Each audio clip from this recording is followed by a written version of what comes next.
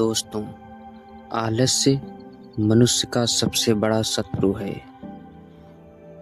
एक मनुष्य कभी सफलता प्राप्त नहीं कर सकता है जो अपने जीवन में आलस्य करता है।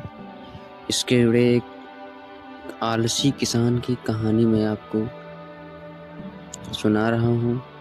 इसके लिए आप वीडियो को पूरा देखें। एक छोटे से गांव में रामू नाम का एक किसान रहता था।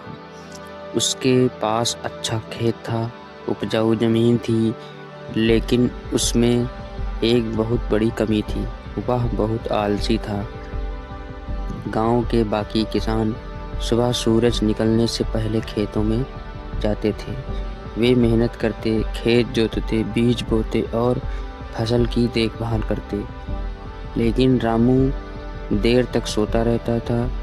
उसकी पत्नी अक्सर उसे समझाती, उठो रामू, खेत में काम करो, नहीं तो इस बार भी फसल खराब हो जाएगी। लेकिन रामू हंसकर कहता, अरे अभी बहुत समय है, कल से मेहनत करूँगा। लेकिन वह कल भी नहीं आया। दिन बीतते गए। गांव के किसानों ने खेतों में बीज बो दिए, पानी दिया और उनकी फसल धीरे धीरे अच्छी होने लगी।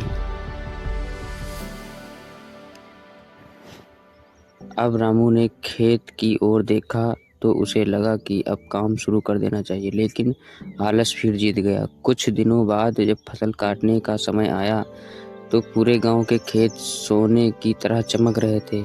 हर तरफ खुशी थी। किसान अपने घर में अनाज भर रहे थे, लेकिन रामू का खेत पूरी तरह खाली था। रामू पहली बार अपने खेत के बीच खड़ा था और उसकी आंखों में आंसू थे। उसे समझ आया था कि उसकी गरीबी का कारण किस्मत नहीं बल्कि उसका आलस्य था।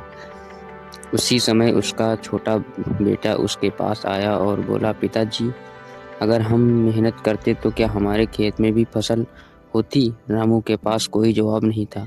उस दिन रामू ने अपने बेटे के सिर पर हाथ रखा और कहा, बेटा, आज मैंने जिंदगी का सबसे बड़ा सबक सीखा है। आलस्य इंसान को धीरे धीरे बर्बाद कर देता है। सालों बाद पहली बार रामू सूरज निकलने से पहले उठ गया। उसने खेत जोता, बीज बोया और पूरे मन से मेहनत की। गांव वाले हैरान थे क्योंकि रामू बदल चुका था और कुछ दिनों बाद उसका वही खेत जो पहले खाली था अब हरी भरी फसल से लहलहा रहा था। रामू की आंखों में खुशी के आंसू थे क्योंकि